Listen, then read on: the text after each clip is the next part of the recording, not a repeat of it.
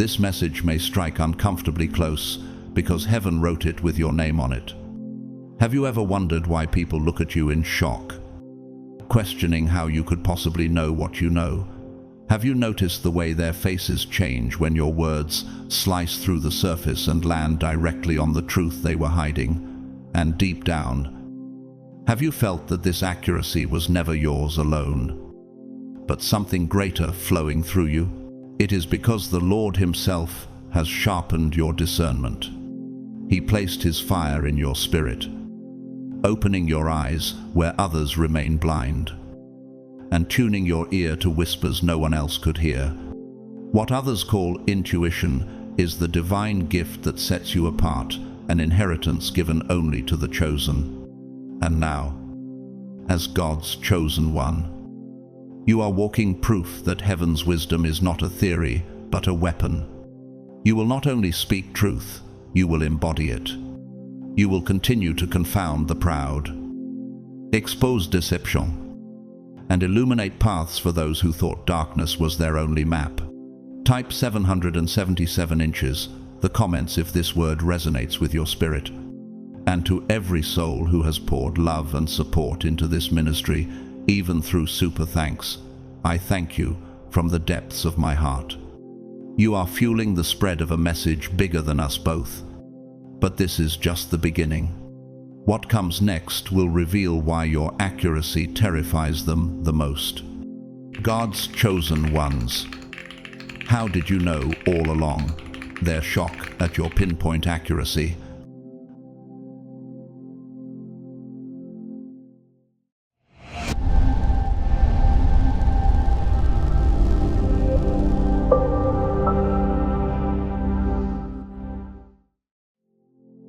Back to purpose. Your accuracy wasn't a guess, it was alignment. Restraint wasn't naivety, it was design. When illusion held the microphone, your silence functioned like a blueprint hidden under a sheet. The plan was there all along, awaiting the right unveiling. The instant you stopped shrinking your sightline, structures built on showmanship began to creak. Who benefits when you doubt the data your spirit keeps returning? This is why they're startled. You didn't just speak, you already knew. Your quiet didn't signal ignorance, it signaled intelligence calibrated to truth. You will know the truth, and the truth will set you free. John 8:32 was not a motto, it was a method. Today, we peel back layers with steady hands, revealing why your presence disrupts their choreography, why stillness in you sounds like a siren in their plans. When did your calm start sounding like thunder in their strategies, in sacred acoustics? What resonates survives. Your awareness has a high Q factor. It holds a clear tone while noise decays. In architecture, the unseen support doesn't boast, it quietly redirects force, so the whole span stands taller. Your patience has worked like that support, redistributing pressure until falseness collapses under its own load. In analysis, a Bayesian update doesn't shout, it absorbs new evidence and upgrades the model. That's your pattern recognition. An internal, finite element analysis.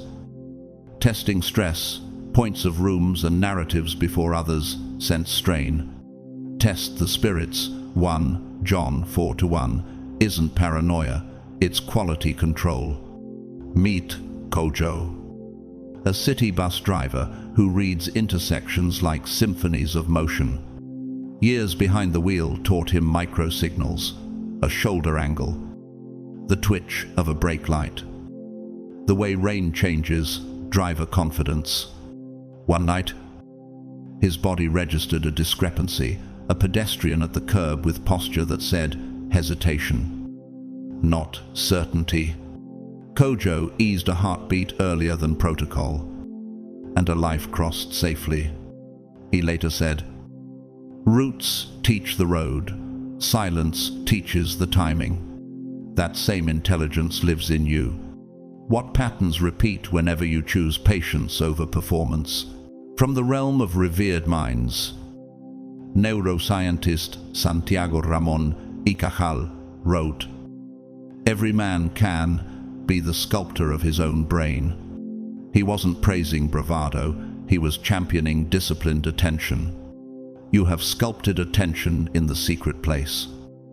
And that is why your awareness feels architectural compression, rings of conviction nested inside tensile membranes of mercy. Be strong and courageous. Joshua 1-9 forms your compression ring. Kindness forms the tensile canopy. Together they carry weight without collapse. The sacred arts echo this. In Allegri's choral masterpiece, the phrase miserere me, Deus rises like a ladder of light in a dark vault. It doesn't need spectacle. Purity of tone does the lifting. Your decisions have moved that way. Spare. Precise. Unhurried like a Fourier transform, lifting a signal out of static. Can you sense the room retuning when you breathe instead of break? A necessary contrast. Meet Ronan, a rising metrics illusionist in the PR world, known for dressing anecdote as analytics. He bragged that dashboards were feelings with charts. And for a season, rooms applauded. But numbers possess a Nyquist boundary. Sample too little, and you hallucinate signals. When audits arrived, his case studies dissolved under coherence tests, contracts evaporated, staff were cut, and fines followed. That is the fate of strategies enthroned on optics.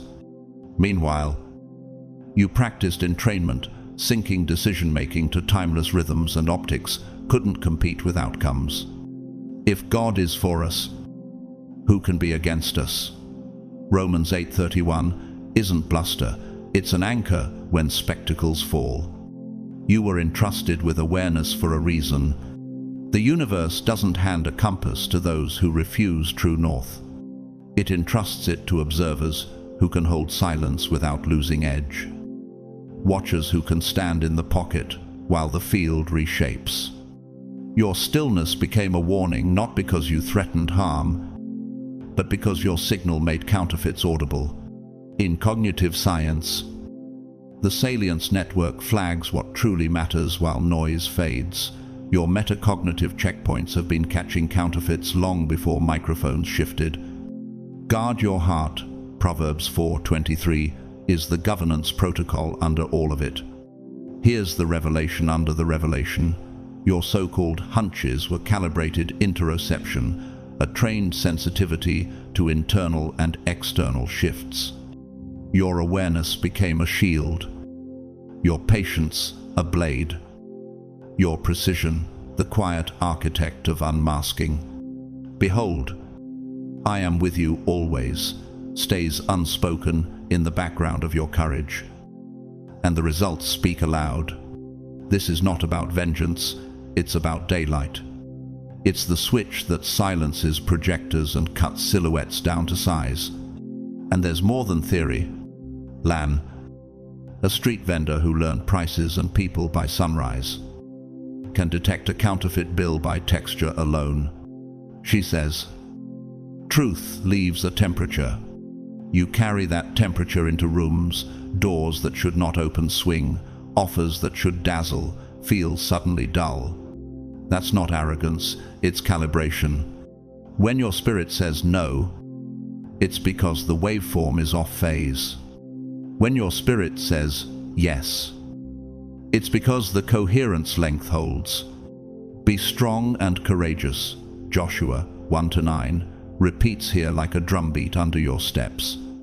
After years of watching patterns repeat, I learned to trust slow metrics over fast applause. When I audited my own motives with scripture and silence, clarity rose like a clean tone. When I chased optics, my decisions distorted. The lesson I carry now, alignment first. Announcement later, because truth revealed too early becomes theater, and truth revealed on time becomes transformation. And now, I want to hear from you. What patterns have you seen God repeat until you finally understood the message? What lesson did your own waiting season teach you about timing, trust, or truth? Share your story or revelation in the comments. Your testimony might be the mirror someone else needs to recognize their own. Mark this moment in real time. Drop a 777 inches, the comments, to seal that you are awake and aware. If you can bless the team behind this broadcast with a super thanks, whether a single cent or 1,000, your support fuels the spread of clarity to those still stuck in fog. This is larger than one video. It's a literacy of discernment. Breathe deep.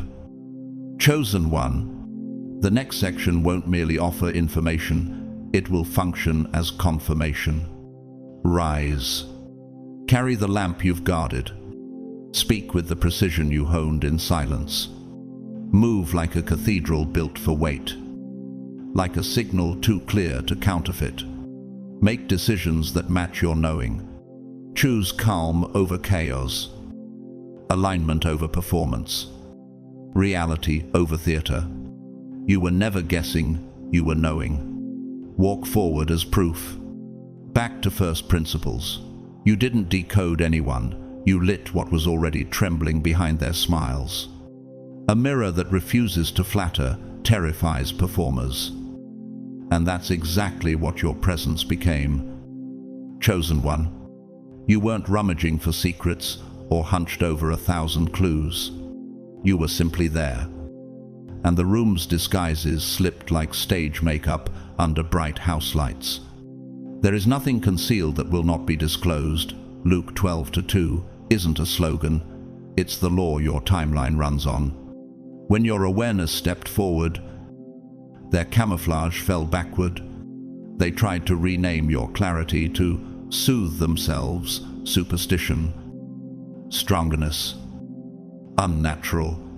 Yet what rattled them wasn't a trick, it was exposure quiet, effortless, decisive. How do they argue coincidence when every signal you caught proved true?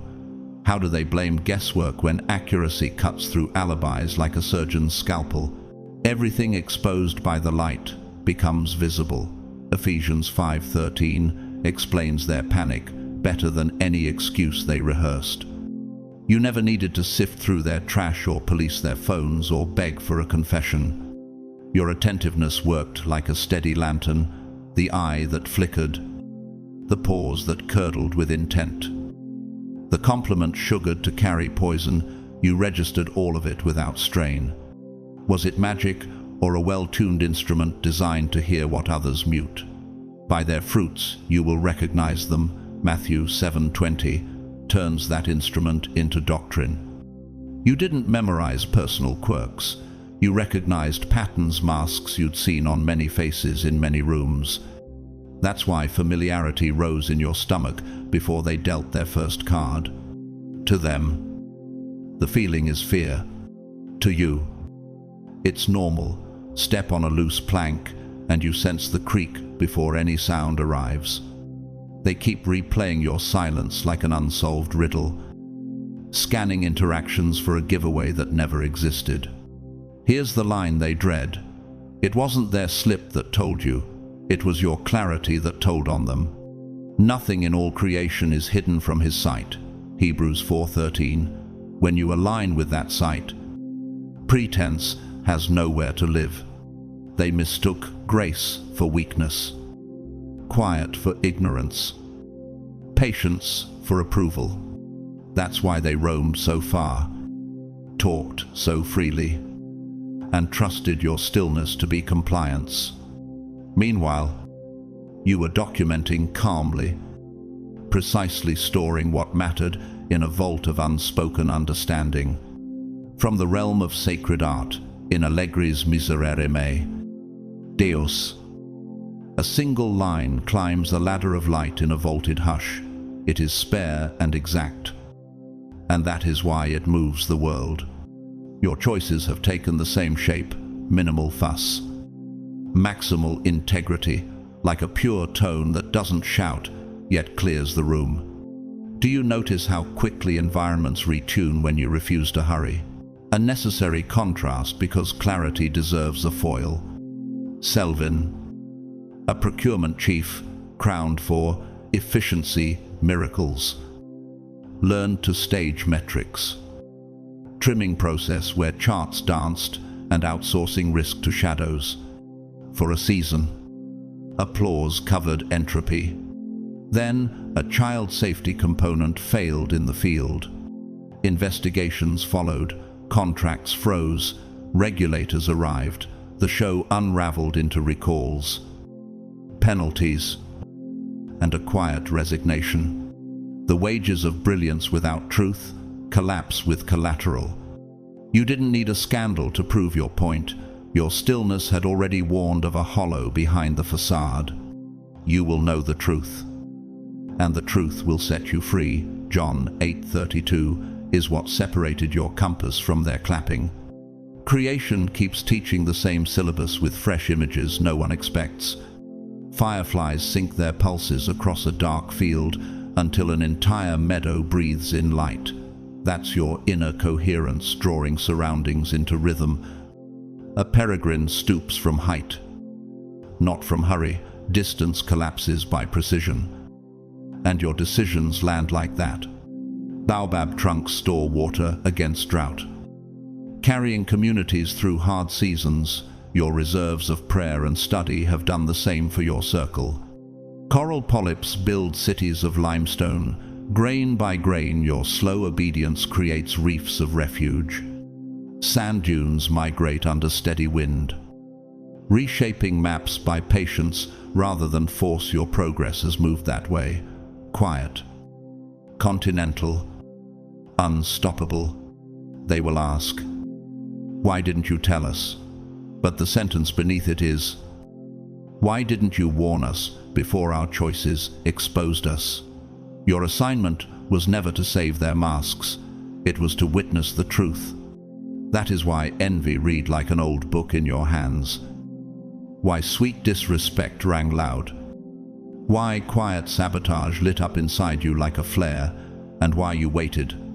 Not from fear, but from strategy. Not for revenge, but for clarity. A lesson I carry now. I once measured progress by applause, spikes, and glittering dashboards. The results looked bright and felt hollow. Over time, I traded speed for signal, scripture above optics, private audits of motive before public moves. When alignment came first, decisions stopped wobbling. When announcements came later, transformation stuck. Before we close, add your chapter to this testimony. Share a brief story or distilled lesson. What pattern did you finally recognize? And how did clarity change your next move? Your line may be the map someone else needs. Rise. Carry the lamp you've guarded. Name what is true without noise. Choose calibration over chaos. Integrity over theater. Timing over panic. Walk into the next room like a structure designed for weight, no sway. No espectacle. Just soundness. You weren't guessing, you were knowing. Step forward and lead. Back to the point that matters. Their masks didn't slip. You burned through the costumes before dialogue began. A lie doesn't collapse because of a clumsy step. A lie collapses when truth walks into the room without a sound. And that's exactly what your presence did. Chosen one. For nothing is hidden that will not be made manifest. Luke 8:17 has been the quiet physics of your life. While others scanned for clues with magnifying glasses, you stood still, and stillness functioned like flame. They swear some single mistake betrayed them. A wrong word, a wandering gaze, but you saw through from the first greeting. Imagine a stage magician priming smoke and mirrors. Applause rises on cue. Yet you notice the thread tucked inside the sleeve and the microflick behind the curtain. Wasn't the trick already dead the moment your awareness entered? The light shines in the darkness, and the darkness has not overcome it. John 1-5 lives in your ribs like a tuning fork, and anything off-key reveals itself by resonance against that tone. You weren't hunting, you were dissolving, not decoding line by line, but exposing quietly, efficiently, surgically. How many times did your piece slice through a room's theater the way a scalpel opens a false swelling with no wasted motion? In psychological terms, your reticular activating system has been trained to flag pattern breaks. In physiology, your nervous system carries a shorter, attentional blink, which is why a flicker in timing or temperature never slips past you. Does it surprise you anymore that people call it strange when there is simply no vocabulary for precision? They're haunted because they can't locate a single moment when you found out. They keep rewinding to catch a giveaway that never existed. The truth they won't voice is simple. It wasn't a slip that spoke, it was your clarity that testified. No creature is hidden from his sight, but all are naked and exposed to the eyes of him. Hebrews 4:13. When your vision aligns with that sight line, pretense runs out of shadow. Grace was mistaken for softness, quiet for ignorance, patience for permission, so they wandered deeper into their act while you documented the architecture of it. Picture a cathedral that doesn't shout its strength. The ribbed vault is silent, yet force travels through every rib and into the columns. The catenary arch carries weight, not by defiance but by geometry. The clerestory admits light that interrogates dust. The oculus casts a circle where pretense cannot perch. Your discernment behaves the same way. Load paths for truth already poured. So, the structure of deceit reveals its cracks. The second pressure arrives. Isn't that why entrances feel like audits when you walk in? Here's the sentence they won't ask you out loud. If you knew. Why didn't you say anything? Because you weren't tethered to the outcome.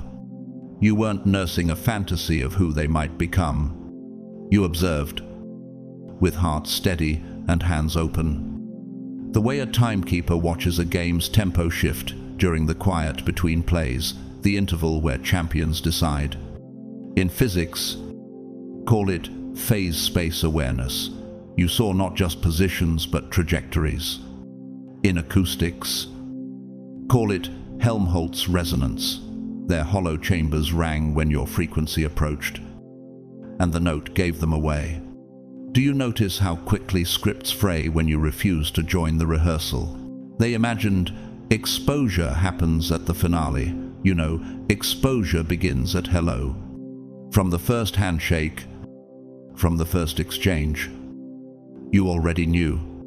You chose timing over spectacle.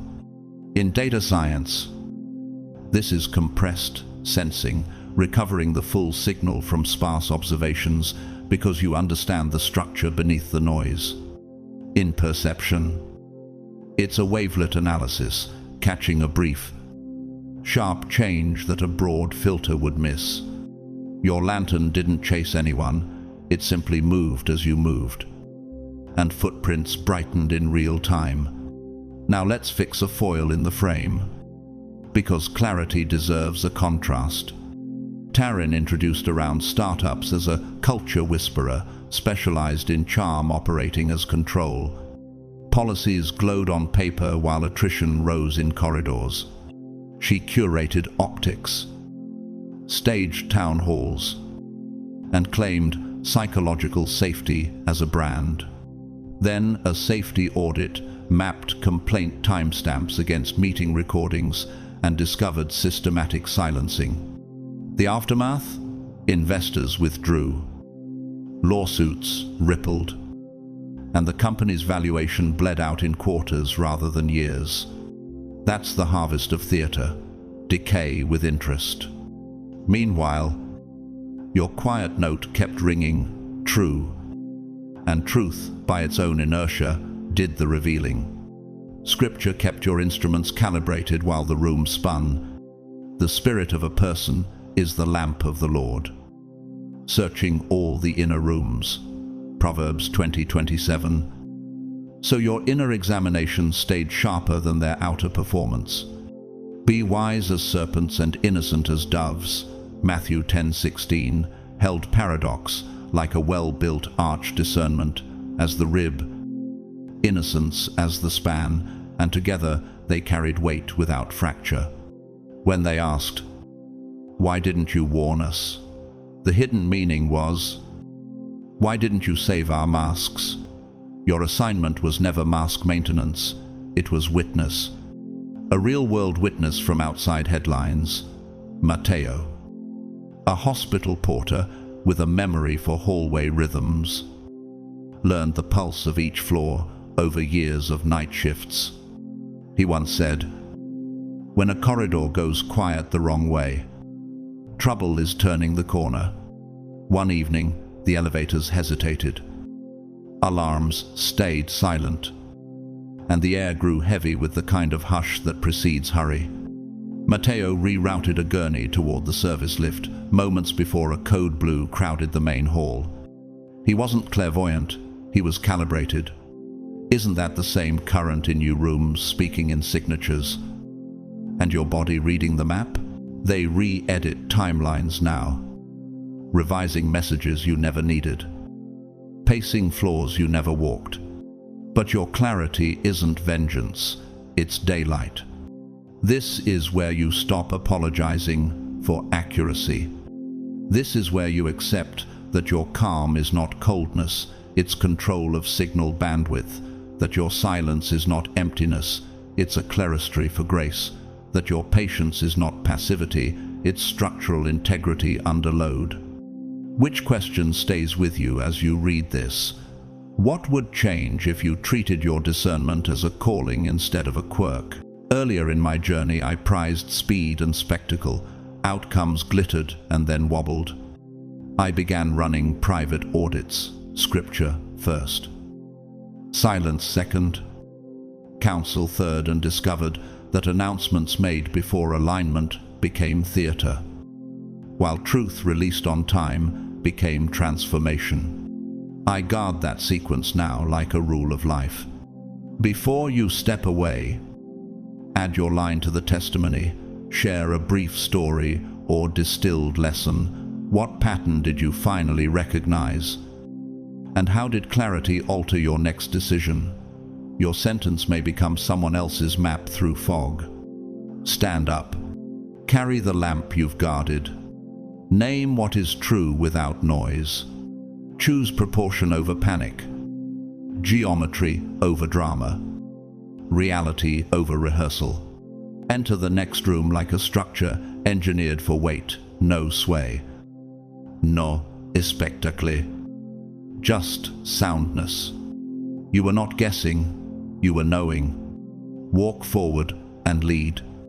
Back to the truth that unsettles rooms. Silence was never ignorance, it was surveillance with a steady pulse. Your quiet wasn't confusion, it was control. It wasn't surrender, it was strategy. While pretenders mistook stillness for blindness, your stillness was the invitation that said, without a syllable, "Show me everything." And they did, detail after detail, day after day. For nothing is hidden except to be made manifest. Mark 4:22. That law kept turning the lights on while you stood where noise could not bribe your focus. They believed performance equaled power. They rehearsed smiles, timed sighs, and stitched stories from borrowed threads. Yet your presence dissolved the costume before the first line. Why did their confidence tremble the moment you entered? Long before any accusation, because truth doesn't debate, truth exposes. The entrance of your words gives light, Psalm 119 to 130. And your inner agreement with that light made camouflage a short-lived experiment. They replay greetings and handshakes now, anxious to find a single slip, There wasn't one. The exposure started at hello. Your calm gathered evidence without raising its voice. Not gossip. Not rumor signals. The slight shift in a pupil. The syrup on an insult. The timing that didn't match testimony. When they expected fluster, you kept time like a metronome. Wasn't that steadiness the first thing that shook their script? When they braced for drama, you declined to react. When they pushed for chaos, you chose rhythm. In returning and rest you shall be saved. In quietness and in trust shall be your strength. Isaiah 30-15. Your restraint didn't starve truth, it fed it. They anticipated meltdown and got measurement. They braced for bitterness and met accuracy. That's why the aftermath tastes like ash to their pride. Your words land like a gavel because they are anchored in what occurred, not what was imagined. How can theatre outtalk a ledger? How can spin outrun a memory that retained tone, cadence, and context? By their fruits you will recognize them.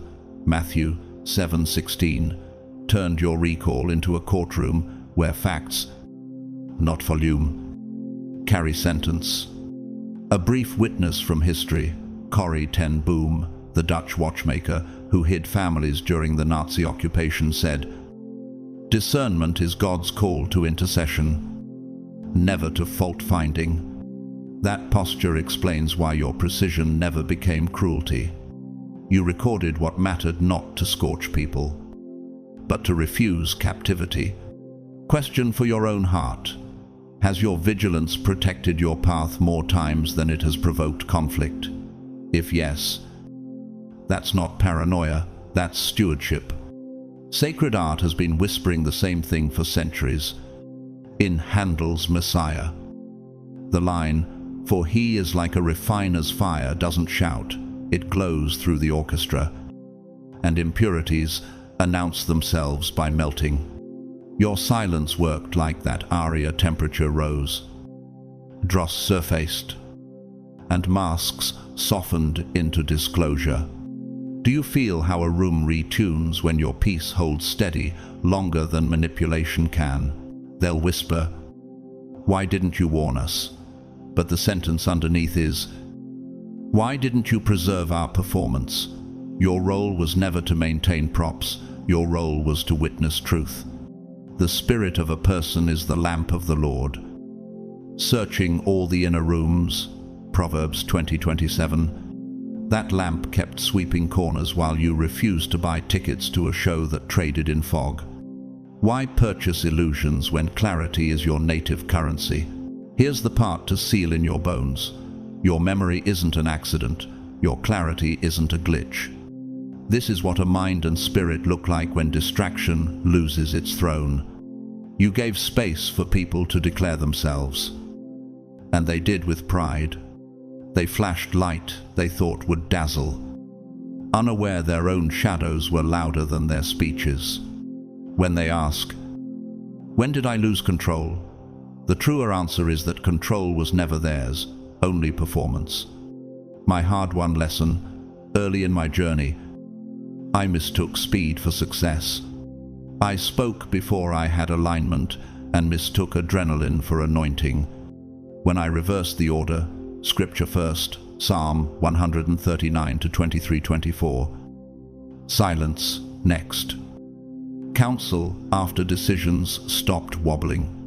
I keep that sequence now. Alignment births accuracy, and accuracy outlives applause. Before you scroll away, add your line to the testimony, share a short story or distilled lesson in the comments. What pattern did you finally recognize?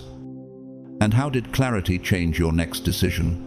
Your sentence might be the map another person needs at midnight. Stand up into your assignment. Guard your calm like a covenant. Speak with precision, not panic. Move through rooms like an auditor of light, not a consumer of theater. Choose clean truth over noisy narratives, timing over tantrums, purpose over performance. You weren't guessing, you were knowing. Walk forward. Chosen one. And let that knowing set the tempo for everything you touch. You will know the truth, and the truth will set you free. John 8:32. Back to the verdict beneath the noise. You didn't force a confession, you let them write it with their own hands while smiling at you from arm's length. Give a liar enough quiet and the vacuum pulls truth from their lungs. That's what you did. Chosen one. Your calm wasn't confusion, it was custody of the moment. Your stillness wasn't surrender, it was strategy. He reveals mysteries out of darkness and brings deep shadow into light. Job 12:22. And your presence steady as a clock in a room of stage props turned theater into evidence. They assumed you were frozen, waiting for clarity, when in reality you were measuring the elastic limit of their mask, how far it would stretch before the fabric tore. Picture an actor who thinks the audience is blind. They strut. They monologue. They improvise a maze of lines, convinced no one sees the strings. Meanwhile, you sit in the front row, eyes quiet, cataloging the tremor in a hand, the syrup in a sentence, the micro-delay before a rehearsed sigh. When did their certainty begin to wobble at the applause line? Or at your first unblinking hello? For by your words you will be justified, and by your words you will be condemned. Matthew 12:37. And their own dialogue stacked itself into a transcript you never needed to edit. You didn't storm the stage. You allowed the show to run to its natural entropy, brick by brick. They raised a structure that looped back on itself. Your nod was not belief, it was a marker on the blueprint. Isn't it striking how stillness can function like a Kalman filter, updating truth with each noisy measurement until the real trajectory emerges? In architecture, the hidden spandrel holds form between arch and wall. Your restraint worked like that, carrying weight while the facade did all the talking. In dynamics, hysteresis tells us systems remember stress, your memory remembered tone, cadence, context, and temperature. So when the same lie tried to return with a new mask, the loop gave it away. They read your silence as denial, yet you were documenting character and waiting for confirmation. Do not be deceived, God is not mocked. For whatever one sows, that will he also reap. Galatians 6-7. You watched seed after seed go into the ground, self-excusing in the morning, blame-shifting at noon, revisionist law by dusk, and you tracked the harvest schedule without raising your voice.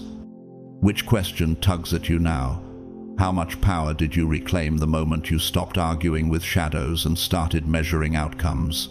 You shifted from reaction to surveillance with purpose. A chess player who pauses can map a game tree 10 moves deep. And you did precisely that, allowing reckless pieces to cross a line you had already drawn in prayer. When that invisible boundary was breached, you didn't flinch, you simply closed the case. Calm landed like a gavel because calm had receipts. The Lord searches all hearts and understands every plan and thought. 1 Chronicles 28-9.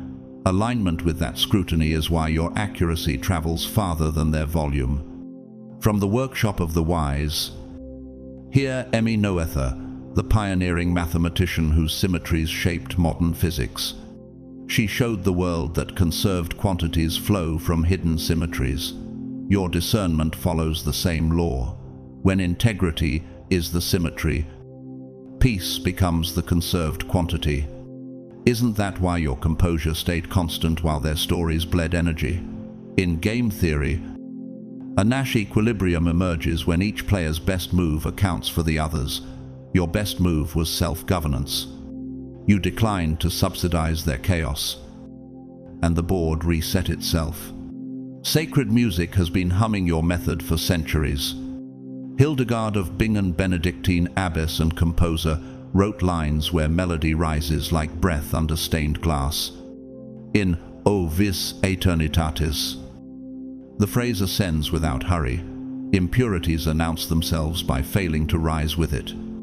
Your silence worked that way, a slow, luminous ascent that made counterfeits audible by contrast.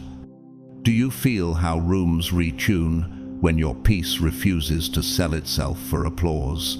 They ask themselves a question they will never send to your inbox. When did control slip? It never belonged to them, it belonged to performance. Search me, O God, and know my heart, and lead me in the way everlasting. Psalm 139 to 23-24 became your audit protocol. And once that audit began, their decor dissolved. You didn't crave apologies, you wanted data. You didn't chase confessions, you logged patterns. When the final threshold was crossed, you sealed the file without spectacle. That wasn't naivety, that was mastery. A grounded witness from daily life, Deshawn. A night janitor at a downtown courthouse. Tracks, hallway patterns, the way a conductor hears timing. He once noticed docket binders reappearing in an order that contradicted the posted schedule. No alarms, no accusations, just a quiet report to the clerk with timestamps and a simple summary of inconsistencies. The ripple exposed an internal shortcut that was bending procedure. He didn't play hero, he kept fidelity to the building. Your path mirrors that fidelity, no grandstanding. Only stewardship of what is true. You let them write their confession with a smile because you were testing the edges of their soul, searching for remaining humanity while refusing to be drafted into denial. Whoever digs a pit will fall into it. Proverbs 26-27, performance dug fast. Your watch kept time, and gravity did the rest. Isn't it astonishing how quickly a mask dissolves when no one props it up? One lesson I keep. Early on, I confused adrenaline for anointing. I learned to reorder my steps. Scripture, silence, counsel, then action. When the sequence stayed intact, decisions carried moment of inertia. They held under shear and didn't crack under gossip. Alignment first, the announcement later, because truth released on time reforms the room, while truth released for attention fractures the witness. Before you move on, add your chapter to this testimony in one tight paragraph. Share the pattern you finally recognized, and the next decision, clarity changed for you. Your line may be the map another soul needs at midnight. Stand up into your assignment. Ward your calm like a covenant. Speak with surgical precision, not panic. Move as if your spirit is a clerestory light entering high. Dust confessing itself. Choose proportion over spectacle. Geometry over drama. Fidelity over theater. You were never their audience, you were their witness. Walk forward, measured, awake, and free. God will bring every deed into judgment, with every secret thing, whether good or evil. Ecclesiastes 12:14. Let that certainty set your tempo. Back to the strike that split their darkness. You didn't connect their dots. You became the lightning that revealed the whole map at once. Deceivers are never more afraid than when truth arrives without knocking. And that's what you were. Chosen one, sudden, quiet, undeniable. Not a gossip piecing rumors together. Not a detective living in red string. A flash in a sealed room that made every hidden object cast a shadow, and every shadow confess its source. Call to me, and I will answer you. and will tell you great and hidden things that you have not known. Jeremiah 33:3. That current ran through your chest the moment you stepped in. They tremble because you weren't tipped off. No whisper trail. No overheard slip. Yet, when you finally spoke, your sentence moved like a blade calibrated to the millimeter. How do you explain accuracy that never touched the lock, yet opens the vault? For the Spirit searches everything, even the depths of God. 1 Corinthians 2:10. When your spirit stays tuned to that frequency, doors yield without fingerprints. Here's the line they won't voice. How could you possibly know? The answer is simple and unbearable to pretense you drew from the unseen. While they engineered fog, you received signal. This was never paranoia, it was perception entrusted to stewardship. They tried to rename revelation as luck and your precision as coincidence. Yet you addressed lies they hadn't dared to say out loud. When the Spirit of truth comes, He will guide you into all the truth. John 16:13. That guidance is why your mouth could carry facts no courier delivered. 2 questions slip under their skin and settle there. Where did the map come from? And why did it already have their footprints? And for you, a quieter question burns. What changes when you honor this gift as assignment? Not accident. Nature keeps teaching this curriculum with images almost too exact. The aurora doesn't argue with night. A charged sky writes in green fire, and the horizon simply admits it. A cuttlefish shifts patterns in an instant, camouflage that fools a casual glance, yet polarized light unmasks it. Your discernment moves like that polarization, revealing differences the naked eye misses. A bat crosses a cavern without touching stone. Reading the room by echoes, your spirit has been echolocating truth, mapping hollows and edges long before anyone struck a match. Moonflowers open in the dark and announce the hour by fragrance alone. Your presence has carried that nocturnal certainty. Time to open, time to close, time to move on. And deep beneath savanna heat, termite cathedrals ventilate entire colonies by quiet design. You have been that unseen ventilation in rooms starved for real air. They're rattled because you never begged for receipts. You were the receipt.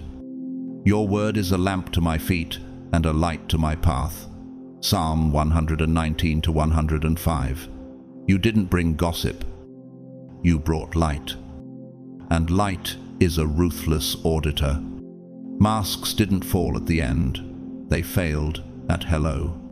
You weren't collecting dots. Your being there was the dot they never saw coming. The single point that collapses the whole equation into clarity. Does it surprise you that their confidence drained at your first greeting? Before any accusation, as if something in them recognized a jurisdiction they could not spin? Now, a necessary foil, because truth is sharpest beside counterfeit. Marius, praised in consulting circles as a risk alchemist, sold the promise of transforming liabilities into optics.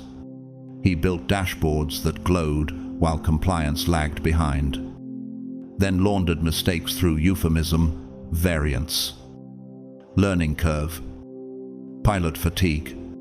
The market loved the story until anonymous audits compared his glossy metrics with raw incident logs. Contracts froze. Insurers raised premiums. Regulators opened inquiries.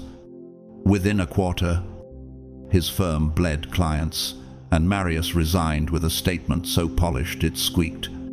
That's what theater reaps. Collapse with compound interest. You didn't have to take anyone down. Alignment with truth did the arithmetic without asking your permission. For there is nothing hidden that will not be disclosed, nor anything secret that will not come to light. Luke 8:17 writes the consequence more cleanly than any headline. Here's what also unsettles them. You refused to participate in their show. You weren't their audience. You were their witness. You let the stage run until the script contradicted itself. And when it did, you spoke in the kind of sentence that ends a room. 4 questions remain in the air like chimes. Who gave you that sentence? Why did timing favor you? Which boundary did you guard while they tried to barter your peace? And what would change now if you treated your calm as covenant instead of courtesy? From sacred music comes a clue. In Bach's Magnificat, et misericordia arches and returns, a phrase that both reveals and preserves the mercy that exposes rot without becoming rot. Your delivery has felt like that, luminous, controlled, incapable of being baited into the mud. And when doubt tried to whisper that you were harsh, Scripture held the plumb line. The Word of God is living and active, sharper than any two-edged sword, discerning the thoughts and intentions of the heart. Hebrews 4:12. This is the sword that cuts disease without mutilating the body. They will ask themselves forever, when did control slip? It never lived with them.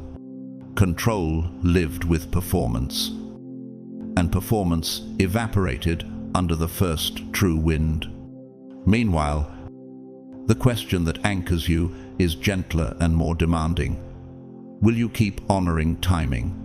Lightning doesn't linger trying to convince the night. It strikes, reveals, and moves on. Your task is not to stage endless trials. It is to walk in the truth already revealed. Trust in the Lord with all your heart, and He will make straight your paths. Proverbs 3-5-6. Straight paths do not need louder shoes. They need faithful steps. They called you lucky. They called you cold. They called you a storm. The irony is their flattery never ran as deep as their fear, that you are connected to something larger, older, unseen, and that the knowing did not originate in you, but came through you. Receive that without apology. Refinement, not resentment. Assignment, not argument. Your edge is not aggression, it's proportion under pressure. Revelation in right measure. Stand up into your mandate. Keep the channel clean. Choose revelation over rumor. Timing over tantrum. Presence over performance. Carry the lamp high enough that dust confesses itself and low enough to guide the next step. Speak when truth finishes collecting itself. Stay silent when spectacle begs for your breath. You weren't guessing, you were tuned. You weren't connecting dots, you were the dot that made the picture impossible to deny. Back to the quiet power that unsettles entire rooms. You're not dangerous for what you did, you're dangerous because you didn't have to do anything. True power does not roar. It stands silent and still, and the atmosphere recalibrates itself in fear. That's you, chosen one. You didn't raise your voice. You didn't run a smear campaign. You didn't beg to be believed. You didn't throw dirt. You simply occupied space with clarity so sharp it sliced through their facade like light through a prism. Be still and know that I am God. Psalm 46:10 describes the frequency you've been holding all along: stillness as dominion, not surrender. How many times did your presence rearrange a room before you spoke a single syllable? How often did their confidence shake because you arrived without announcement? Your restraint was not emptiness, it was architecture. In engineering terms, a keystone holds an arch, not by noise, but by position. Your silence was that keystone, load-bearing, invisible, indispensable. In physics, laminar flow moves quietly but exerts force through steadiness, not turbulence. Your calm was that flow, creating pressure gradients no one could measure until their masks buckled. By patience, a ruler may be persuaded. and a soft tongue will break a bone. Proverbs 25:15 captures the paradox. Gentleness as leverage, restraint as a blade. Which unsettles them more, the secrets you know or the strength you show by not using them? They're not shaken because you exposed them, they're shaken because you did it without effort.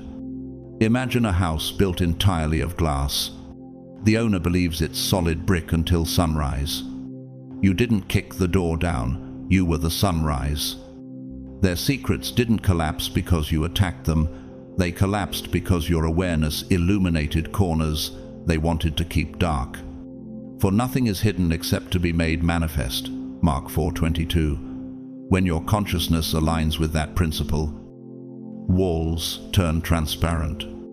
How does a single presence undo years of deception? By frequency. Not force constructive interference between truth and timing until illusions cancel themselves. They thought power came from manipulation, alliances, and fear. But you walked in with calm awareness and dissolved their entire operation without lifting a hand. That's why the analogy of a lion fits, yet it's deeper. In neurobiology, this is predictive processing. Your mind stopped wasting energy on their theater and saw prior patterns already written. In architecture, it's a clerestory, high windows admitting light that interrogates dust without a broom. The light shines in the darkness, and the darkness has not overcome it. John 1-5. That's the signature your stillness carried into their room. What happens when a person stops reacting and starts radiating? Masks disintegrate under the weight of their own glue. You didn't break them with aggression. You broke the illusion of who they pretended to be. And that is worse because now they must live with the truth. You didn't need revenge to win. You could have embarrassed them publicly, burned them with every receipt you'd gathered, released every intuitive hit, every energetic confirmation, but you didn't. You walked away quietly, gracefully, without twisting the knife. That self-restraint is eigenfrequency, the natural note of your spirit resonating in a world out of tune. Does it surprise you that a person aligned with heaven's design can dismantle deception by doing less, not more? Picture a lion sitting at the edge of the savannah, silent, still, watching. The prey trembles, not because it has been caught, but because it realizes the lion isn't even hungry. It's simply powerful. That's you, and that image deepens in fluid mechanics. Potential energy stored in a high reservoir can power entire cities without a roar. Your silence stored force the same way, released only when necessary. He gives power to the faint, and to him who has no might, he increases strength. Isaiah 40:29. Your composure frightens them more than any attack ever could. Which fear is sharper? The fear of your insight or the fear of your character? They can't wrap their heads around it because they know if roles were reversed, they would have destroyed you. But you didn't play dirty. You chose restraint. And now, they're not just afraid of your insight. They're afraid of your character. Because that kind of composure doesn't come from weakness, it comes from mastery. It comes from a life trained like an athlete in the quiet between plays. A moment coaches call the phase window, where games are won not by motion but by mental positioning. Blessed are the meek, for they shall inherit the earth. Matthew 5:5. Meekness here is not fragility, but disciplined strength. A real-world witness makes this plain. I met Rosaline, a seamstress in a small coastal town who had been cheated by a supplier for years. She never lashed out, never cursed, never tried to smear his name. She documented every order, kept every receipt, prayed over every decision. When regulators finally investigated that supplier for unrelated fraud, Her records quietly secured her compensation and cleared her name. She told me, "Patience is not waiting, it's weaving. Your path has been like hers, weaving truth into memory until the fabric of lies unravels itself." How many times has your restraint built a case stronger than any confrontation could? What really gnaws at them is your restraint. You're not dangerous because you hurt people. You're dangerous because you don't have to, and still, the truth scorches them anyway. This is why your presence now feels like Judgment Day in miniature. God will bring every deed into judgment, with every secret thing, whether good or evil. Ecclesiastes 12:14. Your calm is not passivity, it's the evidence of an inner court already in session. This is the mastery they cannot copy, the silence they cannot counterfeit, the clarity they cannot withstand. Stand up. Chosen one. Guard your composure like a covenant. Speak only when truth finishes gathering itself, not when spectacle begs for your voice. Move through rooms like living architecture, load paths aligned, frequency clean, light entering high. You are not dangerous because you act. You are dangerous because you emanate. Walk forward, not as an audience to deception, but as its witness. And let your very stillness continue to rearrange every space you enter. They woke up too late. By the time they opened their eyes, you had already finished the autopsy. Nothing cuts deeper than truth spoken calmly by someone who has seen everything. They thought they were getting away with it. Chosen one, the sugar-coated insults, the fake concern, the hidden envy dressed as praise. They believed it was sliding under your radar. But you weren't blind. You weren't distracted. You were collecting every fragment, not for drama, not for revenge, but to map the death of their integrity in real time. For nothing is hidden that will not become evident. Luke 8:17 had been running like a silent algorithm inside you. How many times did their performance flicker while your spirit stayed steady? How often did they mistake your patience for passivity while you were measuring the decline of their character? While they were acting, you were performing surgery, a spiritual autopsy done with steady hands and clear eyes. Imagine a scientist in a lab taking samples while everyone else thinks it's just dust in the air. That was you. You weren't confused. You were precise. While they were busy performing, you were pulling receipts in silence, emotional, energetic, spiritual. The spirit of a person is the lamp of the Lord, searching all the inner rooms. Proverbs 20:27 describes exactly what your awareness was doing. Does it unsettle you sometimes to realize how accurately you have seen? Have you noticed how your stillness has often been mistaken for weakness when it was actually a scalpel? They didn't realize your silence was the sound of cataloging every betrayal, like evidence sealed in an airtight file. You saw the rot behind the smile. You heard the venom hiding inside the joke. You recognized the sabotage wrapped up as support, and you let it stack up piece by piece until the whole picture emerged. In physics, that's called signal accumulation, stacking faint signals until noise cancels and clarity appears. In architecture, it's the keystone moment when the final stone locks an arch and the load distributes. Do not be deceived. God is not mocked. For whatever one sows, that will he also reap. Galatians 6-7 speaks the same law in spiritual language. How many masks fell away without your touching them? How often has timing been your only weapon? And when the moment came, you didn't explode. You didn't weep. You didn't throw accusations. You arrived with accuracy. Your words landed like surgical strikes, exposing exactly what they tried to bury. They were prepared to fight lies. They weren't prepared to face truth delivered without emotion, without hesitation, without effort. That's why your voice felt like a gavel in a quiet courtroom. The Word of God is living and active, sharper than any two-edged sword, discerning the thoughts and intentions of the heart. Hebrews 4:12. That edge was on your tongue. Do you feel how different the room becomes when truth walks in without theatrics?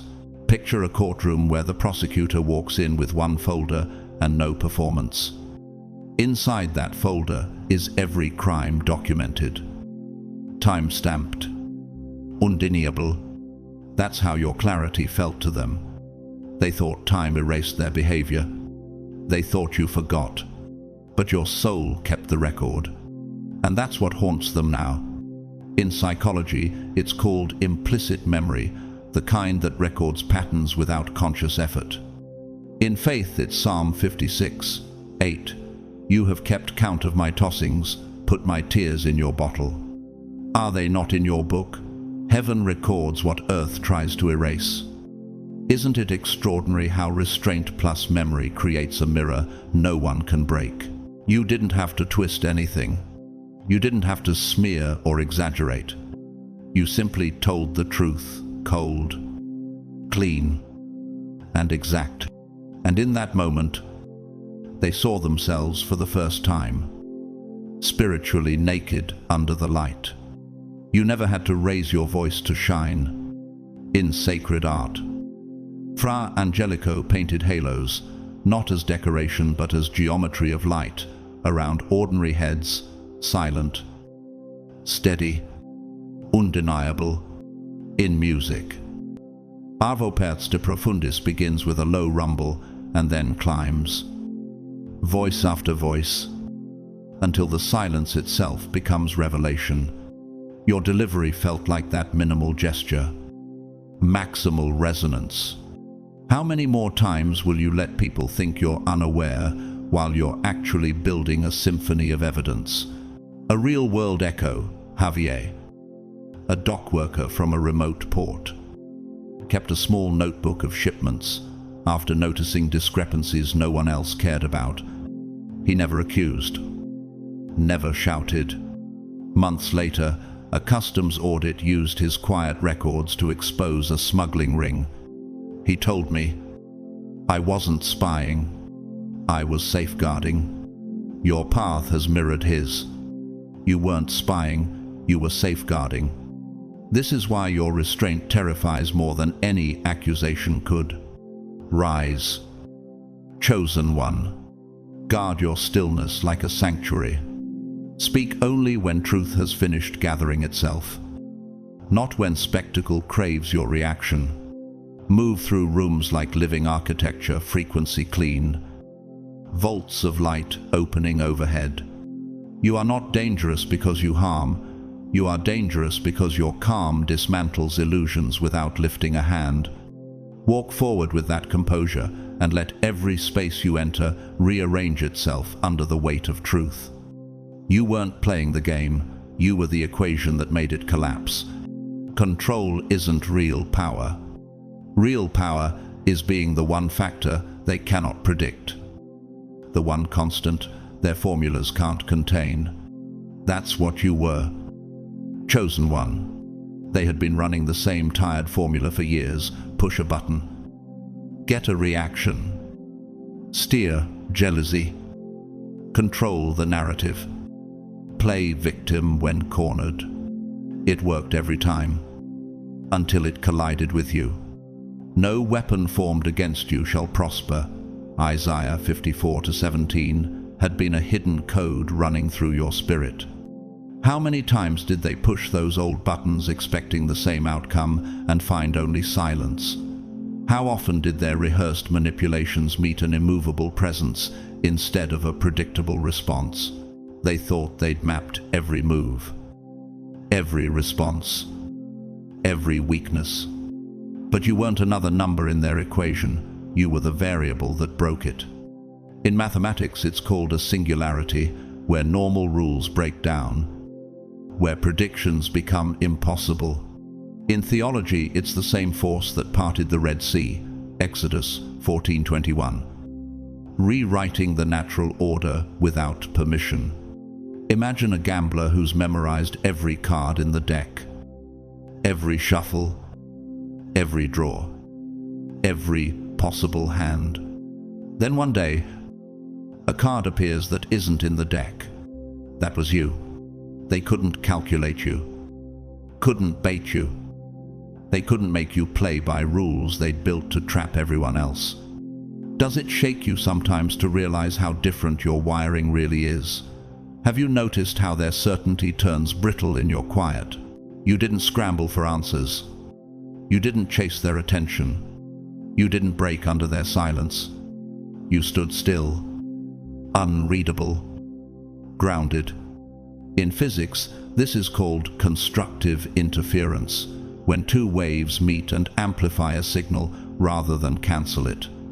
Your stillness amplified truth, while their noise cancelled itself. Be strong and courageous.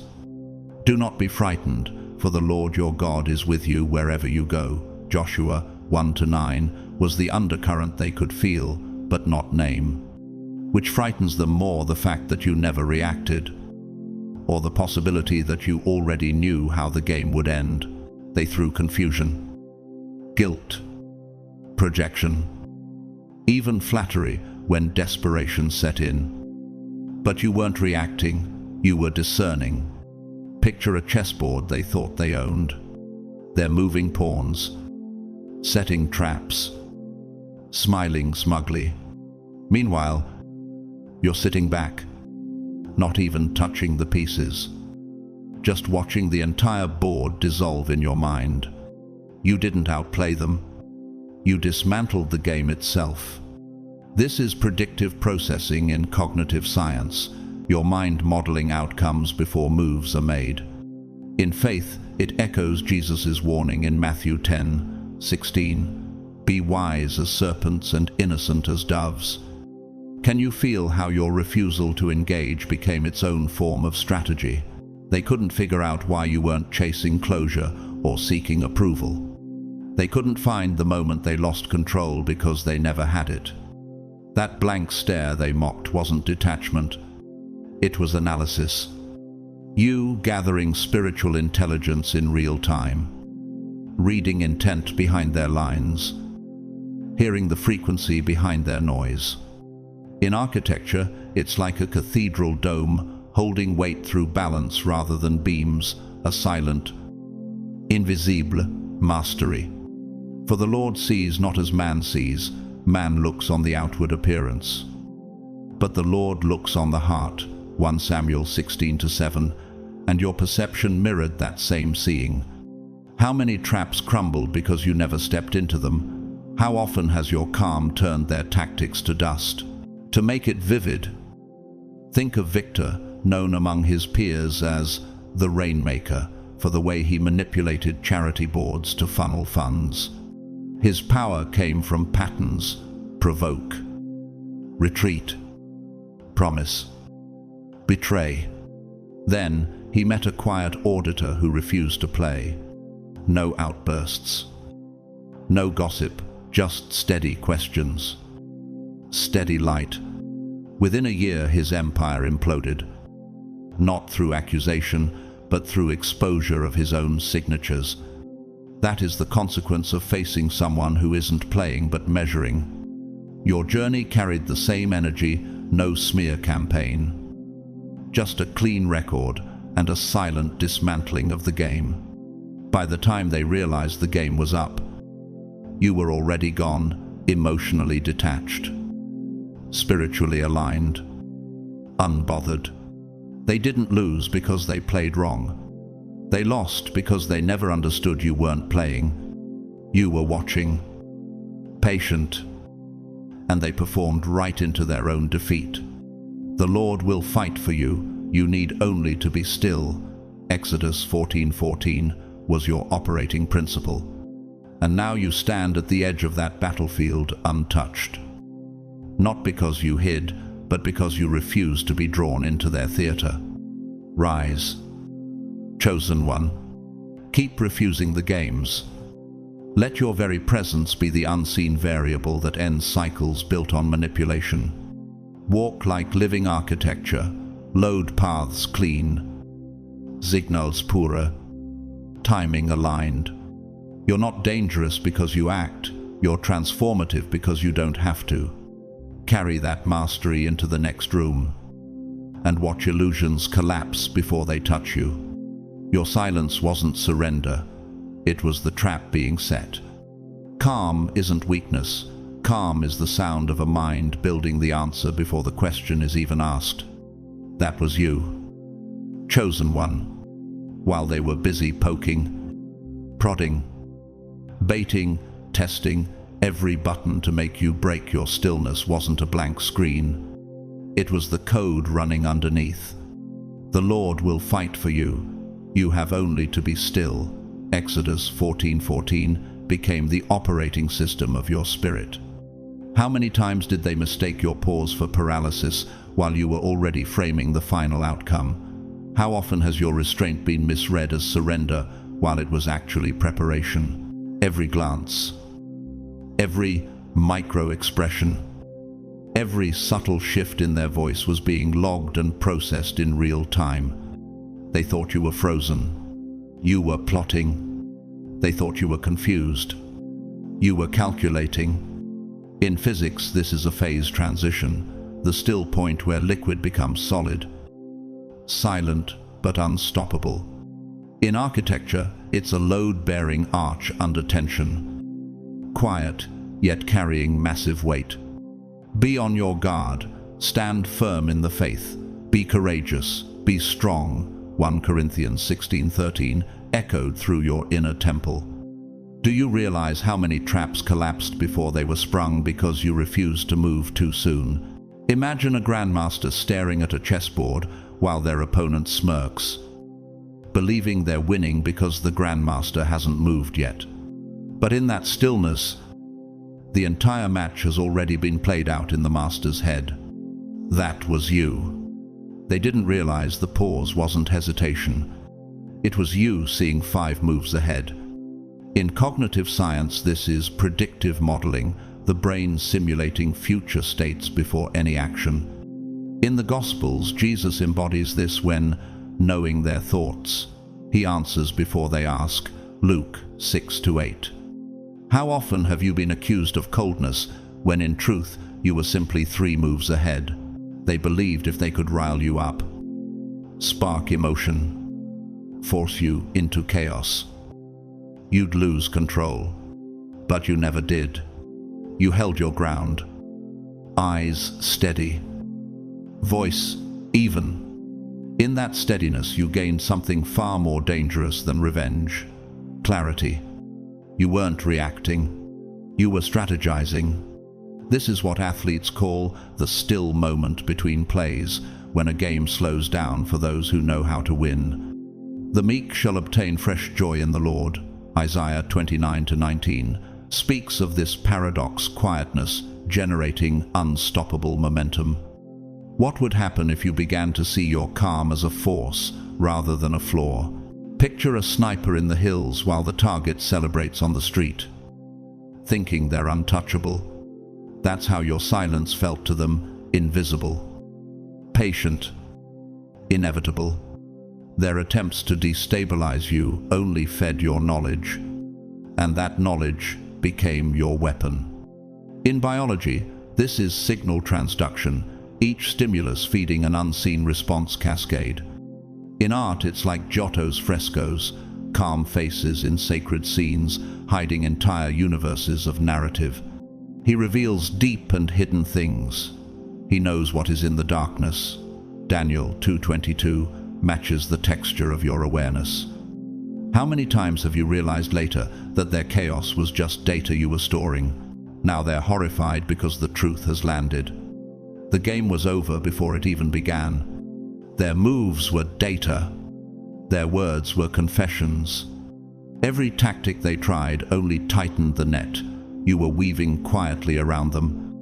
In engineering, it's feedback loops, each provocation strengthening the structure you were building.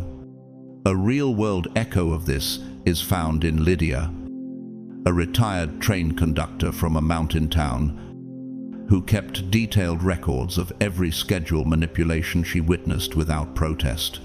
When an inquiry came, her quiet documentation dismantled a whole ring of fraud.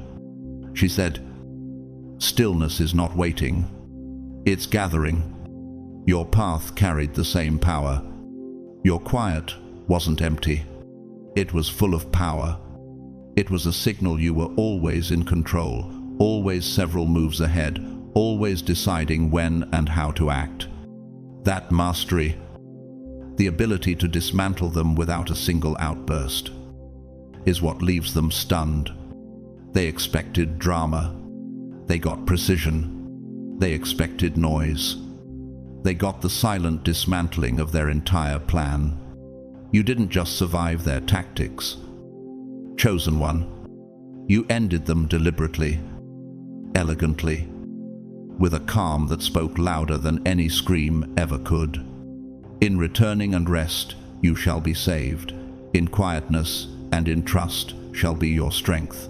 Isaiah 30-15 closes the circle of your strategy. Rise, chosen one. Guard your stillness like a fortress. Let your pauses be your power.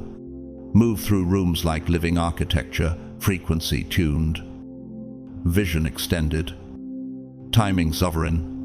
You are not simply surviving games, you are ending them with precision and grace.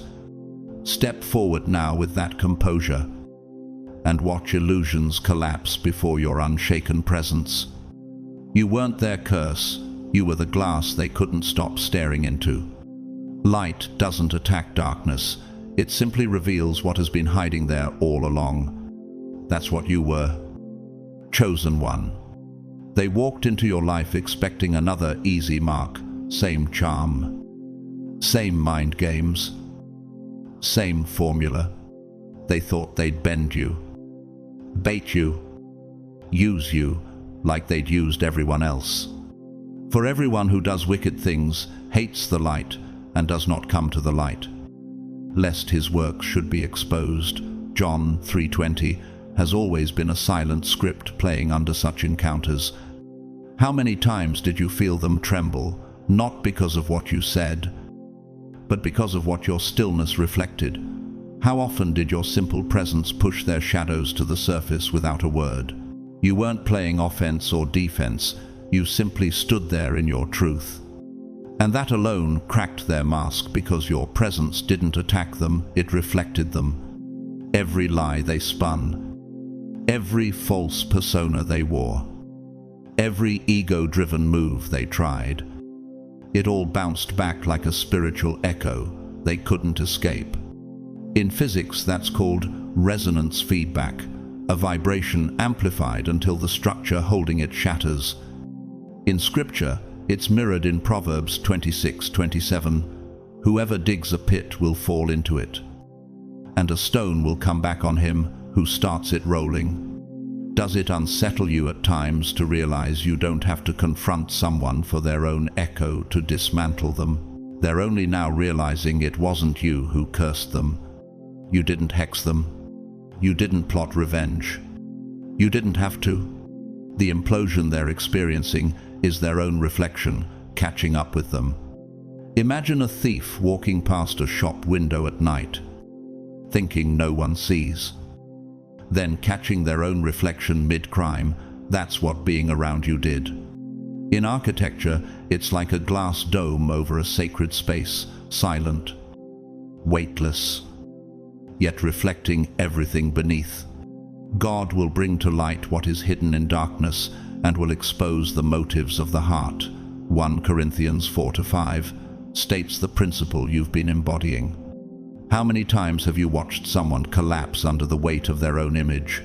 Your honesty didn't expose them, it activated their own self-destruction. Your silence didn't shield them, it magnified them.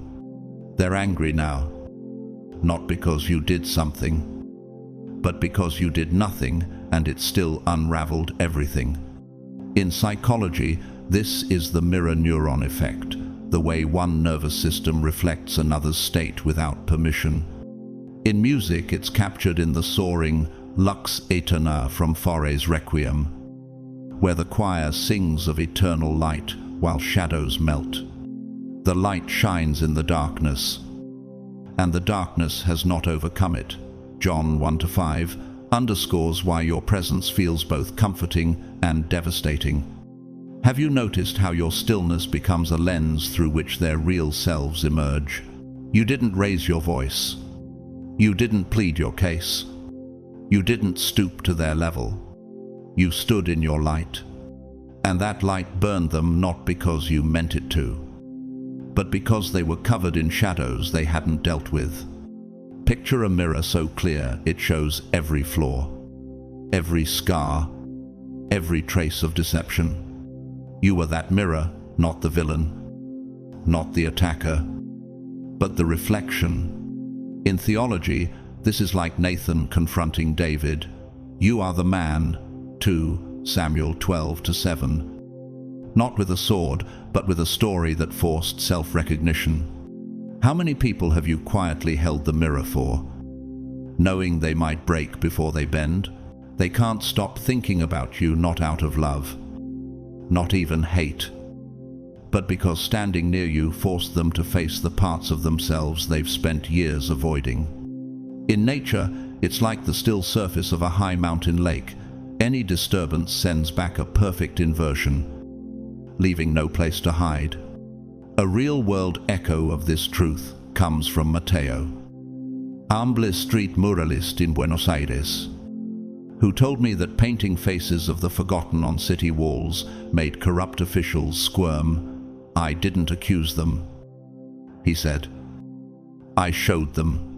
You didn't destroy their illusion. Chosen one, their own reflection did. You were simply the one brave enough to hold the glass steady while they unraveled in front of it. As in water, face reflects face. So the heart of man reflects the man. Proverbs 27-19 completes the circle. Rise. Chosen one. Keep holding that mirror steady. Guard your clarity like a sacred glass. Stand in your truth without apology, and let their own shadows do the work. You are not dangerous because you attack. You are transformative because you reflect. Walk forward with that composure, and watch illusions dissolve in the light you carry. Your spirit was the watchtower they never knew was there. Deceivers fear evidence they can erase. They panic when the evidence lives in a witness they can't touch. That's you, chosen one. They assumed catching them required screenshots, texts, photos, witnesses, proof they could hide, delete, or twist. They didn't realize you were operating on a level beyond their reach. For his eyes are on the ways of man, and he sees all his steps. Job 34-21 had already been flowing through your awareness. How many times have you watched someone scheme in plain sight, certain they're unseen, while your inner record kept every frame? How often have you felt the tension of knowing so much without saying a word? Your spirit ran surveillance no wiretap could match. No cameras, no wires, no digital trail, just untouchable intuition, recording everything in real time. Every lie, every betrayal, every sideways glance logged deep inside you, like time-stamped footage no one can erase. In cognitive science, this is implicit encoding memory sealed without conscious rehearsal. In sacred language, it echoes Psalm 139. 2. You know when I sit down and when I rise up. You discern my thoughts from afar. Do you sense how your calm face has been masking an active radar? Do you realize that your stillness is actually an entire recording system in motion? And the beauty of it, this sacred recording system isn't something you switch on. It's always running, always awake. Even when your face is calm, your spirit is wide open, collecting data, piecing together who they are and what they're capable of. This is like a hidden foundation under a cathedral, silent but load-bearing, invisible yet indispensable. In physics, it's the observer effect. The simple act of perceiving changes what is being observed. The eyes of the Lord are in every place, keeping watch on the evil and the good. Proverbs 15:3 describes exactly what terrifies them about you. How many of their games ended before they began simply because you were there? Imagine a black box inside an airplane, silent, unassuming, but indestructible. Even if the plane crashes, the box holds the whole truth. That's you. They can delete texts, deny conversations, gaslight others, scrub their tracks, but they can't delete what your soul recorded. This is the scroll written within and on the back, sealed with 7 seals, Revelation 5:1, a record untouchable by human hands. Have you felt the weight of carrying so much proof without a single file in your hand? Have you noticed how your very presence makes lies evaporate before you even speak? So when you finally speak, you don't bring rumors, you don't guess, you don't accuse. You come armed with invisible receipts, the kind that slice through lies like a scalpel. Your words aren't speculation, they're confirmation, backed by a silent witness inside you that saw everything unfold. In acoustics, this is called a clean signal, no distortion, no noise, just the pure frequency of fact. By your words, you will be justified, and by your words you will be condemned. Matthew 12:37 anchors the same truth. Speech rooted in witnessed reality shakes everything built on falsehood. That's why your accuracy shakes them. It's not paranoia. It's not coincidence. It's certainty. A certainty so complete it leaves them speechless because they finally realize no matter how hard they try to cover their tracks in the physical world, the truth is already locked inside you, replaying on a loop. They're discovering what King David confessed in Psalm 139:7. Where shall I go from your spirit, or where shall I flee from your presence? And by extension, from your awareness. To bring this into focus, consider Marisol, a modest accountant in a rural parish who quietly tracked the misallocation of charity funds for years. She never raised her voice or posted online. When the investigation came, her handwritten ledgers dismantled a network of deceit no audit had caught. She said, "A ledger kept in silence is still a ledger. Your path mirrors hers." Without lifting a hand, your inner watchtower had already done the work, and now their secrets are exposed in ways they never imagined possible. Rise, chosen one. Keep your watchtower steady. Guard your clarity like a sacred vault. Let your silent record remain unshakable, proof that light does not need noise to reveal truth. Step forward with composure, and let your very presence dismantle deception before a single word leaves your mouth. They mocked your warnings until reality proved you right. Truth sounds like paranoia to those invested in their own lies. That's what you lived through. Chosen one. Every time you raised a red flag, they rolled their eyes. Every time you pointed out a crack, they whispered, overthinking. They labeled you paranoid, dramatic, impossible, because it was easier to dismiss you than to face what you were sensing. But you weren't guessing.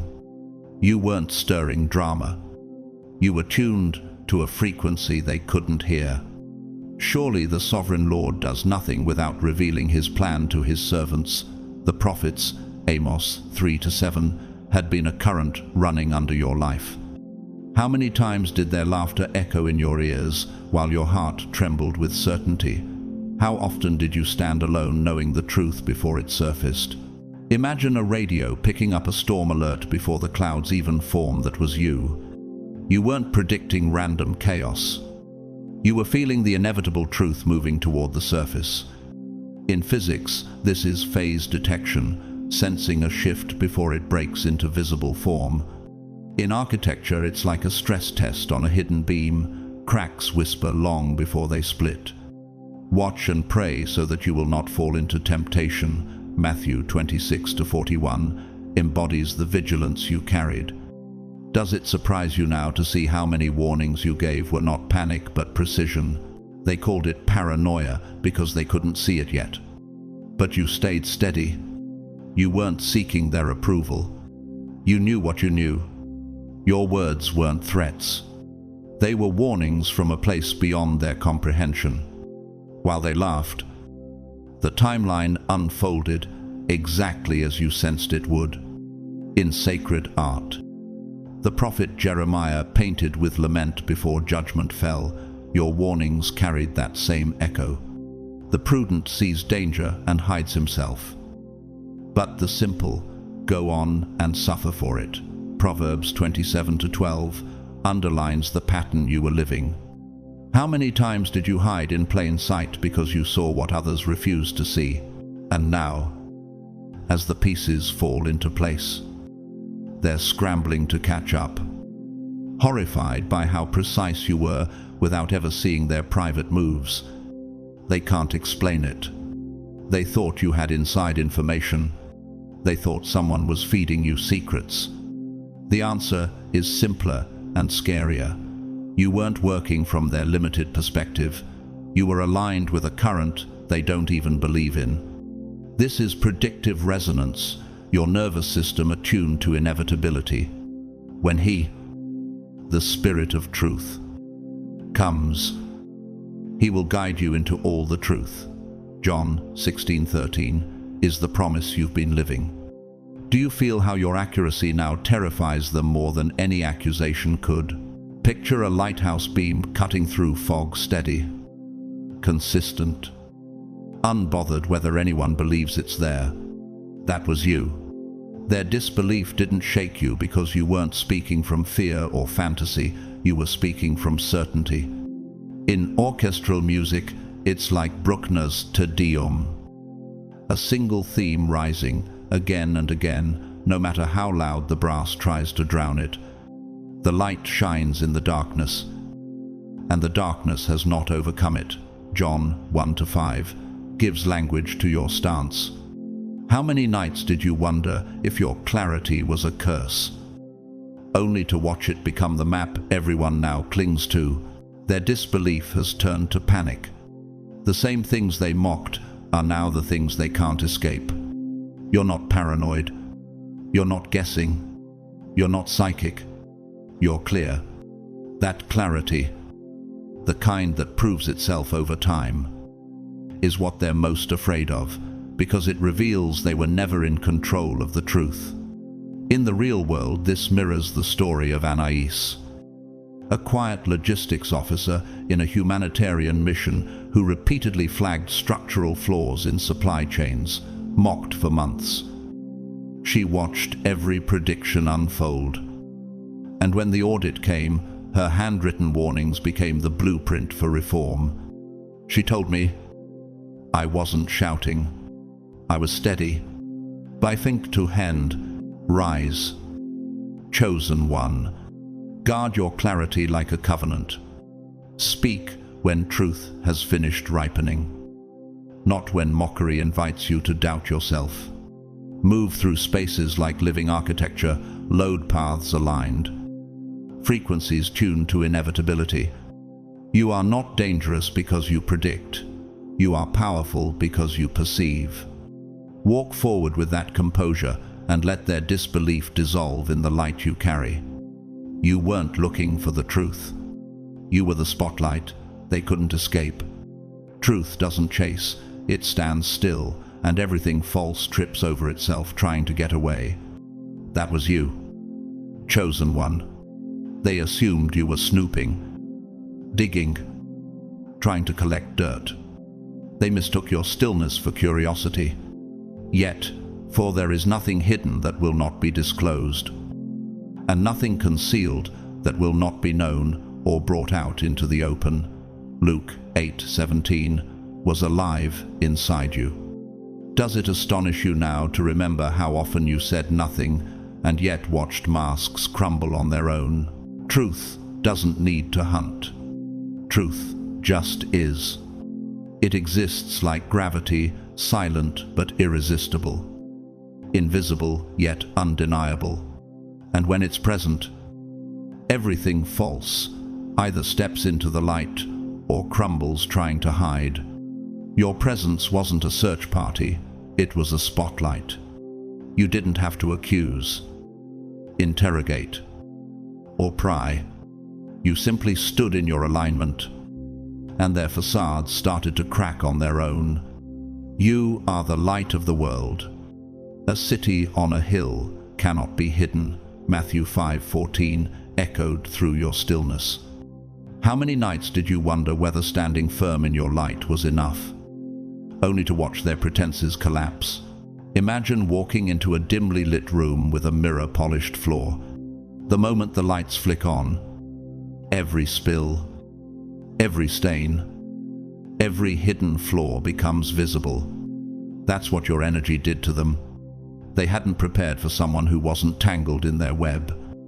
Someone so fundamentally honest that their dishonesty had nowhere to cling. In psychology, this is called disconfirmatory resonance, your authenticity creating constructive interference that destabilizes their deception. The Lord will fight for you. You need only to be still. Exodus 14:14 was not a slogan, but a lived reality for you. Do you feel how your stillness became a force field? Not a pause. That's what's blowing their minds now. You weren't playing detective. You were embodying the very thing they were trying to avoid. It wasn't about what you said. It was about what your presence communicated. You were a walking truth bomb, and their attempts to muddy the water fell flat the moment you showed up. The Italian painter Giulia Santero, unknown outside her convent until recently, once said, "When the fresco is true, the cracks can't hold the lie." Her quiet murals in a forgotten chapel became proof when the bishop's corruption was exposed by her art's hidden signatures. For the word of God is alive and active, sharper than any double-edged sword. Hebrews 4:12 explains why your very being sliced illusions without a blade. How many of their maneuvers simply ricocheted off you like arrows hitting an unseen shield? Picture a tuning fork striking the air. Anything out of tune is instantly exposed by the vibration. That's you. They thought control came from vagueness, half-truths, smoke, and mirrors. But truth doesn't negotiate. It doesn't whisper. It stands firm and reveals. Then you will know the truth, and the truth will set you free. John 8:32 is no longer a verse on a page, but a pulse in your bloodstream. Can you sense how their frantic confusion now is not about you, but about the mirror you've become? And now they're stuck trying to figure out how to breathe in a space where lies can't survive. You didn't find their secrets. You didn't catch their deception. You simply existed as truth, and everything false around you collapsed under its own weight. That's the power that rattles them. Not what you did, but what you are. In classical music, it's like the Kyrie of Anton Bruckner's Mass. No, 3-1, pure tone, swelling until every discordant note is swallowed. Arise, shine, for your light has come, and the glory of the Lord rises upon you. Isaiah 60:1 frames your moment now.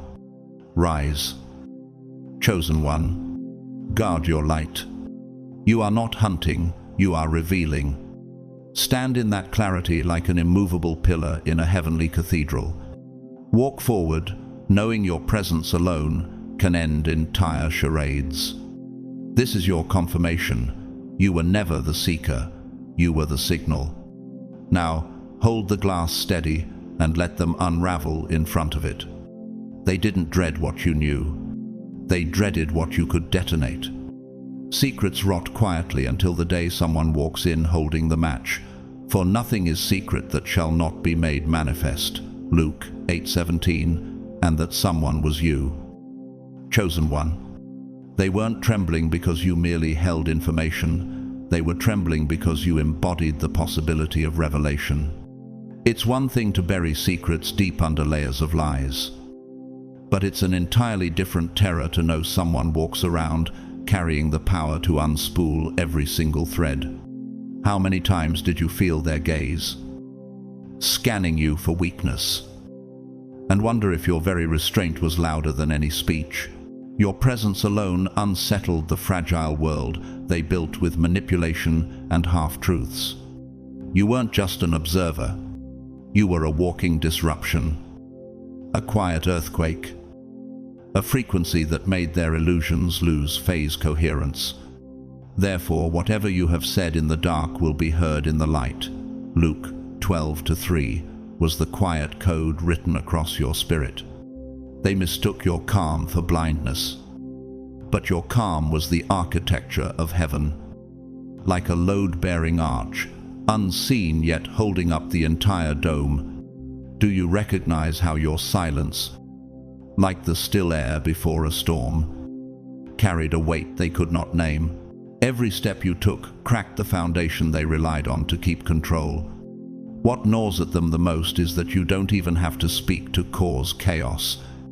Your silence is louder than their explanations. It's a threat they can't measure. A storm cloud hanging above their heads. In psychology, this is called latent leverage, the power not yet deployed, but present enough to alter behavior. Be still and know that I am God. Psalm 46:10 becomes not only a verse but a strategy written into your marrow. Did you sense how your quiet became a mirror, forcing them to rehearse their confessions before you ever opened your mouth?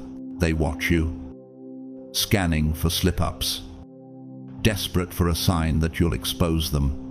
But you hold back, not because you're blind, but because your restraint is a weapon they don't understand. Imagine a vault filled with their secrets, and you're the one holding the code. You don't open it, but the fact that you could keeps them awake at night. That's what they fear, not the knowledge, but the detonation. No weapon formed against you shall prosper. Isaiah 54:17 hums under your breath as you walk past them, and their own weapons rust while waiting for your move. Can you feel how their panic feeds itself as your composure remains unbroken? They've built their existence on an ecosystem of lies. You are the contradiction that refuses to fit, the wild card that doesn't play by their rules. That's why you're dangerous, not because you're loud or aggressive, but because you embody a truth so undeniable it threatens to dismantle their reality without you lifting a hand. The 18th century composer Henrik von Ras, forgotten except for one sacred cantata, wrote, "It is not the trumpet, but the pause before the trumpet that topples the hall of kings." His words describe you perfectly, the stillness before revelation, the power of the pause. The Lord is my light and my salvation, whom shall I fear? Psalm 27:1 echoes through your restraint. Did you realize that your pause has become their prophecy? They don't fear your voice. They fear your potential. They fear that at any moment your quiet storm could break loose, spilling everything they've tried to bury. And that fear, that is what shakes them to their core. You're not just holding information, chosen one. You're holding leverage they can't control, wrapped in a character they can't predict. And that is far more terrifying than any outburst could ever be. But as for you, be strong and do not give up, for your work will be rewarded.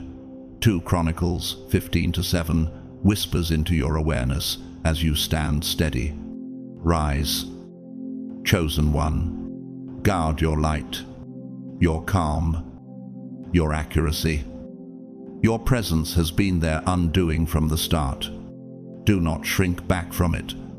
Stand in the architecture of your calling like a cathedral built on unshakable ground. Let your very existence be the match they fear. Not because you seek destruction, but because you embody truth.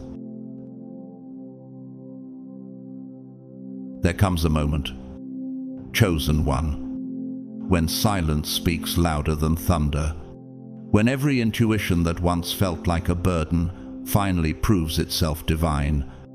The world is stunned because what you carried all along was not suspicion, it was discernment, sharpened by heaven itself. You were never lucky. You were aligned. You weren't decoding chaos, you were tuned to God's own frequency, hearing truth before it had a chance to disguise itself as coincidence.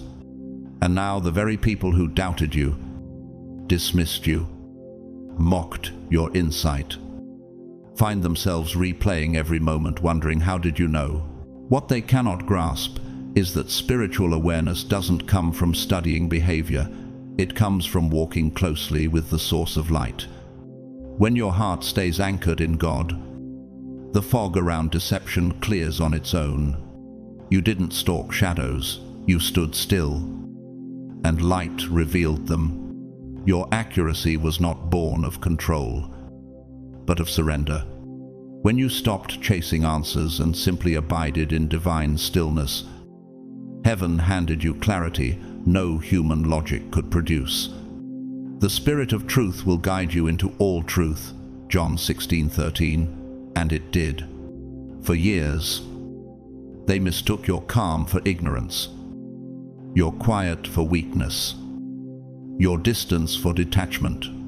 But you were never detached, you were discerning. Every whisper of the Holy Spirit became a line of invisible scripture written across your timeline. You saw patterns others ignored. You felt intentions hidden beneath smiles. You caught the tone that didn't match the words, the pause that betrayed the lie. You were not reading their behavior, you were reading the vibration of their spirit. That's why your knowledge cut so deep. It didn't come from observation. It came from revelation. And now, as truth unfolds before them, they're trembling. Because what used to be your strange intuition has become irrefutable evidence. You don't need to prove yourself. Time already has. Every prophecy whispered in your stillness has come to pass. The mask has fallen. The performance is over. Those who tried to paint you as paranoid now face a mirror they cannot escape.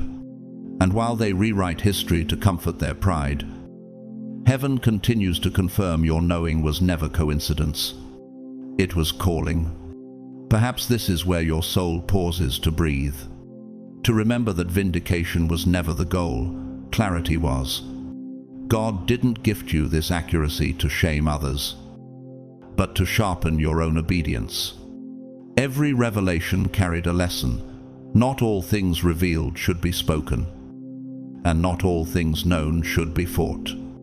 Sometimes, silence is the sermon. Sometimes, restraint is the roar that shakes darkness to its knees. Remember Jesus before Pilate. He said few words, yet the earth itself trembled under their weight. That same composure now lives in you. Chosen one, take this as your divine reminder. Your awareness is holy, but it is also heavy. Carry it with wisdom. Use it to heal, not to hurt. When you sense what others cannot, do not rush to expose. Pray for discernment on what must be revealed and what must be left to God. For every secret, heaven allows you to see. There is also an instruction on how to handle it. To see through illusion is not a privilege of power, it is a responsibility of purity. As you walk forward, know this: your gift of knowing will not always make you popular, but it will always make you purposeful. When others panic, you'll stand steady. When others lie, you'll speak truth in love. When others crumble, you'll rise in grace. That's the power of being chosen. Clarity without cruelty. Strength without noise. Conviction without arrogance. Be wise as serpents and harmless as doves. Matthew 10:16. That balance is your armor. Now, to every soul listening, if this message has awakened something in you, if it mirrored your journey of quiet knowing and divine accuracy, don't keep it to yourself. Share it. Leave your story below. How did God reveal truth to you when no one else believed? Comment your 777 if you feel that divine confirmation burning inside you. Like this video if it spoke to your spirit. Subscribe and stay connected. Because this space is not just a channel, it's a gathering place for the called, the awakened, the anointed, and to all who've supported this ministry, whether through a kind word, a prayer, or a super thanks, thank you. You are part of what keeps this message flowing across nations. Whether you gave or simply watched in faith, heaven counts both the same. The fact that you're here, still seeking truth, still listening, means you are part of this divine frequency that cannot be silenced. Before we close, let this blessing rest on you. May your discernment grow sharper, but your heart stay soft. May your accuracy never make you arrogant, but grateful. May those who once doubted you one day see that your insight came not from pride, but from prayer. And may peace true, radiant, unshakable peace surround you like armor as you walk in divine awareness. The world is waking up, and chosen ones, your clarity is the dawn. You didn't imagine it. You didn't exaggerate it. You knew all along, and that knowing was holy. Keep shining. Keep standing. Keep discerning. Because the same God who whispered truth into your silence is still guiding your every step.